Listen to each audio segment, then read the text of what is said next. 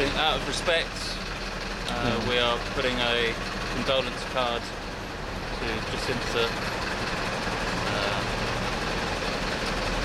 Saldanha, and our commiserations to the family. And we don't think that we're being told the truth about what's gone on in this case. Seems very strange.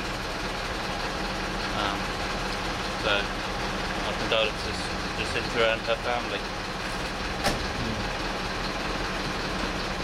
Rest in peace, Jacintha Saldanha. As a hospital porter, a former hospital porter, I can see her as a colleague who's fallen. A heroine, every bit as much as any soldier.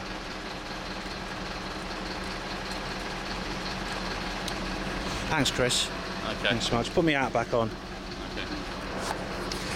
Ooh. Is that alright? Is that smart? Oh. Hospital Porter's Pride and Dignity, Stop the New World Order. Welcome to HPANWO TV.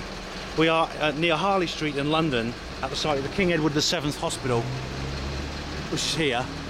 A few days ago, Get the plaque. yeah, this is the plaque there. See, the King Edward VII Hospital near Harley Street in London. A few days ago, this hospital was the scene of a terrible tragedy. A nurse called Jacintha Saldanha apparently committed suicide, and basically she took a prank call from some Australian radio hosts who were taking a piss because Kate Middleton, the Duchess of Cambridge, was here being treated for morning sickness because she's 2 months pregnant. And I'm here with Chris and Chris Moffat and Magda Jacintha from Kent Freedom Movement. Kent Freedom Movement. Go to kentfreedommovement.co.uk. No, .ning.com. .ning.com. Sorry, Yeah. right. Now we're here to drop off our condolences card, which you just saw. Also, we're here to ask a few very valid questions because we think this incident is more than what we might suspect. I mean, to begin with, I'd like to say that I was a bit strange because we were told, the initial police report said that the death was unexplained but suspicious, yet we've been told unexplained but not suspicious. Well, an unexplained death is not unsuspicious. And then we were told it was a suicide, and a very textbook suicide, a hanging, a homemade hanging from a ligature around the neck, which was a scarf. And Chris, what do you think about all this? Well, I'm very disappointed that there aren't any media out here. Or any police, because I actually wanted to talk to them to just, well, especially the media, ask them, what are they doing? You know, immediately this happened, it was an assumed suicide, way before the autopsy report, and you know, the circumstances behind it, you know, why would this woman possibly commit suicide? Yet it was assumed that this is what had happened. I remember the first report I saw was from the BBC, and it had Nicholas Witchell, who's the royal correspondent, and he said that he had a quote from some source or other, you know, unnamed source, that apparently she was lonely and confused. This is very strange that they went for the suicide option straight away without any possibility that she could have been murdered by, I mean, even by someone who might be a royal supporter. I mean, just a you know, a commoner, yeah, who's a royalist. A fanatic, yeah, and there's plenty of those in London. It might have possibly wanted to kill this woman, you know, if they were mentally deranged, yeah, which I think you have to be a royalist. Yeah. I remember Michael Fagan, the guy who sneaked into the Queen's bedroom once. You know, that was a very dodgy thing. It's yeah, I can't remember the details of that. Pride and Dignity, Brother Porter. Oh, sorry, he didn't hear me. Yeah. So I wanted to ask the media, why aren't they asking really simple, basic questions? Yeah. Now, as well as the suicides, assumed suicide, they are hitting this big time about blaming the hospital. Oh, you know, the hospital protocols. Now, isn't it obvious that the secret services who look after the royals and watch them like Hawks, they would be in charge of the protocols. Why is there no mention that it's the security services who are at fault here? It's not the hospital. They wouldn't leave the hospital to look after this, and they would have watertight procedures that no calls would be able to come through. Now, you tell us something, Ben, about the protocol of calls and that in hospitals. I can confirm some of this because, as I think most of you are aware of, I was a hospital porter. I do mention that occasionally, you know. I mention it about as much as Jesse Ventura keeps mentioning, I used to be a Navy SEAL! Well, yeah, he's a bit obsessed with it, isn't he? But anyway, now, we did have VIPs at John. During my 23-year career as a hospital porter, I looked after several VIPs, including members of the royal family. Now, on one occasion, I was... Just going to move out of the way, let some people past. On one occasion, I was instructed to collect someone from the private ward whose name was Bridget Jones. And so I went there with a wheelchair to take this lady to X-ray, Bridget Jones. I got in there, and I mean, after all these years, there's no harm in telling you, it was the Duchess of Kent.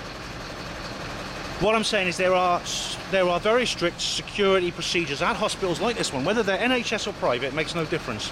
There are very strict security procedures when dealing with VIPs. Firstly, the VIP's name is never entered onto the inpatient list correctly. They have a code name, and that code name is only known to people who have to treat that patient directly. Like, otherwise, I wouldn't known who Bridget Jones was. Otherwise, it was the Duchess of Kent. It was a code name for her. So, if as soon as somebody phoned up this hospital here with all these Australians, they wouldn't have been a phone directly to the ward. They'd have to go through switchboard. The switchboard had an inpatient list. They just said, could you please tell me where the Duchess of Cambridge is? That's what they would have had to do first. Could you please put me through to a ward? They just said, we have no one on our inpatient list of that name. Sorry. Only someone with the code name would know, and the code name is never divulged to anyone who's not directly treating that patient. And also, another thing is when you go on the ward and these people are there, and I found this when I was dealing with VIPs, especially the Duchess of Kent, for instance, had several police officers with her, and at least one of them was armed. Now, the Duchess of Kent is the Queen's cousin. She's a sort of second echelon extended royal family. The actual granddaughter-in-law of the Queen, Kate Middleton, would have even tighter security than that.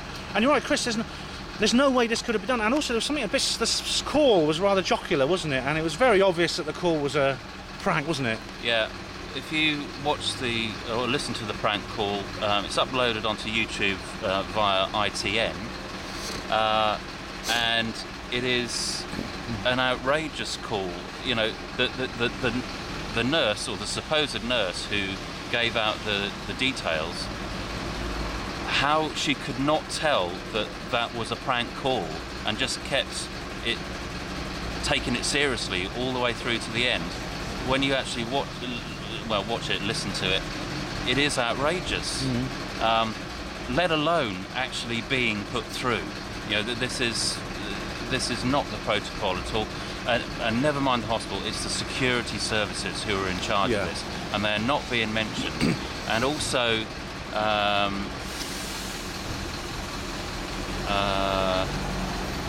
the nurse, the name of the nurse who supposedly spilled the beans, is not even being speculated in the press. Then there's no. They haven't named her, and there's not even any speculation about naming her. Yeah. This is highly suspicious, and I believe this prank call has been set up by whoever. I don't know. But also something I read about the company who made the prank call, under their own set of rules that they have to follow regarding prank calls, they had to clear it with the hospital first in order to be able to run it. Now, they say that they phoned the hospital 5 times but couldn't get through, and someone at that radio station decided to go against all the rules and still run it anyway. Yeah. This is a deliberate setup. It is. I tell you, even if there had been no tragic outcome of this call, I mean, this death actually took place in this building, in the staff accommodation of this very hospital. This lady, Saldanha, Jacintha Saldanha, she actually lived at the hospital in the staff accommodation block, which is somewhere in these walls. Even if there had been no tragic outcome, that radio station would be in extremely deep trouble and would have breached their broadcasting license. Yeah. And so, I mean, this really is very bizarre. There's a lot of bizarre cases, a lot of bizarre factors in this case. For instance, the fact that the Duchess's pregnancy was announced after just 12 weeks. Now, before 12 weeks is when 90% of all miscarriages occur. Once a mother gets past the 12th week of pregnancy, it's very likely that she'll continue the pregnancy and deliver a baby healthy. It's much more likely that will be the case. So I don't think it's, I mean, if poor Kate, I mean, I feel sorry for her. I bear her no ill will. I hope she doesn't miscarry, but if she did, how are they going to explain that? How are the newsmen going to explain that? It's very, very odd, don't you think, Chris? Yeah, I mean, they'll certainly blame the radio station, and what this seems to be about, with any crime, you have to ask who benefits. Now, who seems to be benefiting out of this are the people who are supporting the Leveson outcome recently of the inquiry. That's a point. About clamping down on the media. Immediately this has happened, you have reports in the press stating that people are gunning for more controls. They're blaming the media for this. And they're not asking basic questions of how absolutely preposterous it is for a mother of two and a wife who seems to have a happy family life, a happy work life. Respected member of the workforce. Respected member of the workforce. She was actually the sister. She was the actual sister of the ward. So she was. It was on her watch, basically. Yeah. She received no complaints about this from the royal family. She wasn't being disciplined, and to put it across that this woman committed suicide over this and destroyed her children's lives over this. This is outrageous. It is and this is drop of a hat. Yeah, it is. And this is not being reported. This is an absolute scandal. Yeah. And it's just assumed that this woman committed suicide over this. Yeah. This is nuts. Yeah. Especially when you look at the establishment's record, both in this country and other countries, of bumping people off when they need to use these people in some way, or if they've to cover up information these people have. Yeah. Now, I'm not saying that Jacintha had information on what was going on here, but who knows? But this does seem to be being used as something to clamp down on the media. Yeah. And I'll bet you anything, the police aren't asking the basic thing that you do in a crime, which is who benefits. Yeah. Cui bono. They won't Cui be bono. asking that. Yeah. And what about CCTV? I haven't looked around here yet. Is there CCTV? Oh, there will be. Of people who came and went from her accommodation? All hospitals nowadays, just a bit of water on the lens. It's raining quite hard at the moment. All hospitals are absolutely infested with CCTV. I mean, the John Radcliffe, whether they're private or NHS is irrelevant. Hospitals are infested with CCTV. Now, on the subject of suicide, it is true that nurses fall into a high-risk category for depression and suicide. That is a fact. And the Royal College of Nursing and Unison are campaigning for nurses to get the same kind of treatment and attention that soldiers get who come back from war and are traumatised. So good luck with them to that. But at the same time, I don't think that's one of the things, I think one of the platitudes and mitigations that the media are going to come out with after this inquiry is over. But I agree with Chris, there are distinct and very, very suspicious and sinister elements to this story that don't quite add up. Do you want to add something, Magda?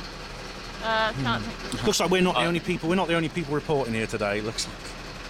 Right. Hopefully they're official. I'll have a word with them. Just to mention, I said, who knows? Perhaps Jacintha knew some information that they wanted to shut her up about. That's definitely a theory. And only a theory. There's no evidence for that at all. But it sort of reminds me a little bit of the nurse in the summer. If you remember the Batman shootings Yeah. in a cinema in the United States, where loads of eyewitnesses reported that there were, I think it was at least two gunmen, but of course it was blamed on a lone nut as usual. Now, there was a nurse called Jenny Gallagher who attended the victims of that shooting, or looked after them, and maybe she knew some information from them, that didn't match what the official story was. And I don't know whether it was within days or within a week, she was found drowned in a lake.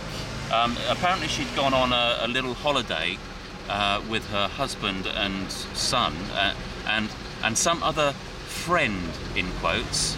And what happened, there's supposedly a quote from her husband in the press in the United States, saying that him and his son fell asleep, so it was late at night, and her friend, who is never named, decided to go out boating. Now, allegedly, she wasn't a strong swimmer. So this is again ludicrous, and also the mainstream media over in the States didn't pick up on this story for at least I think it was 2 weeks after it was announced in some local press around where she died in Iowa, I think it was. So the American press weren't interested in this, and they didn't pick up on the strange anomalies within this story. And this friend was never identified. And was that actually a quote from the husband? So I think she was another one who was bumped off by the establishment. Yeah, it's very. Did you want to add something, Magda? Yes, one more thing I've remembered is that it seems to me that they should have been able, if they wanted to, the royal family could have kept this hospital visit a complete secret, completely quiet, completely out of the media. If they wanted to, they could have done it. I'm sure about that. They would have done. There was no need to do all that fanfare about announcing. I mean, it was a piece of non-news, really. Yeah. It's too early in the pregnancy to get to say anything. Yeah. It's just so untraditional. It's very, and it is extremely easy to keep things secret in hospitals. I mean, the staff in hospitals are very, very dedicated and very, very highly trained in the world of the confidentiality rules. In fact, we're a lot better at keeping secrets than MI5 or MI6, I'll tell you. But you're absolutely right. You're absolutely right. It's the fact they've announced the pregnancy after just 8 weeks, another thing. and then there's all this. Yeah, and about the security procedures, the fact that there are multi-layers of security procedures that were breached here, sort of magically, like circumvented just easily by some radio show hosts. It's fairly unlikely, and it's going to be. I think that the agenda behind it is to make a big fuss about security procedures in general, to ramp up in general security procedures, not just because of necessarily terrorism, but because just make it more difficult for people to get information about even their own illnesses, for their own security, or certainly from family members. Not that the security is lacking, or as it is, but just to make people more paranoid and in general, and maybe that's another part. Also, I've got another question. Why didn't the royals complain about this? If this was just the hospital protocols that were at fault here, why on earth wouldn't they complain about it? Why do you have Prince Charles making light-hearted jokes about it? Oh, that's unbelievable. And just remember, it was only a couple of months ago, they were making a fuss about the photographs of this woman's tits. I mean, and now they're not complaining about this? You're right. Absolutely right. Yeah. Also, I noticed they've got Privy Councillor Keith Vaz as the spokesman for the family. And I think Vaz is, who's a very dodgy, shady, fraudulent character, his job is to make sure that the family are kept out of the loop of what is really going on, and also to make sure the family don't blurt out anything that the media might have to actually investigate properly. Yeah. He's their spokesman. It's a little bit like Clarence Mitchell being appointed to the Madeleine McCann case. Yeah. You know, he was a royal guy, I think, and you know, these people are appointed to shut up shop, keep the real facts out of it. You know, it makes me laugh that someone like Vaz is going on TV and saying the family want a full inquiry and the full facts must be given to them. You liar, Vaz. On the You're one a liar. hand, you get Keith Vaz, who was a very prominent member of Blair's government, which basically makes him suspicious per se. And then he seems to be acting all militant in favour of on the family's behalf, almost like some kind of a hostile barrister. And then on the other hand, you had Prince Charles making light jokes about it. I mean, it just doesn't add up. Yeah, they will never get the full facts. Yeah. This is another establishment cover-up. Yeah. Now we have some fellow members of the media over there, as you see. I think we're in their shot as well. But should we go and ask them a few questions? Maybe when they finished, or should we go and ask them a few questions? Yeah, we can maybe do a part 2. Yeah. But we'd just like to say we have our deepest sympathies go to Jacintha's family, and it's an absolute tragedy what's happened here. But this is not a suicide. It's just an outrageous thing to assume. That's right. And now, did you have anything else you want to add? Okay. I'd like to echo Chris's sentiments there about Jacintha Saldanha. Deepest condolences to her family from HPANWO TV, and may she rest in peace, and hopefully we'll get to the bottom of this and prevent more tragedies, other people connected with the royal family mysteriously dying like this. Thank you for watching HPANWO TV.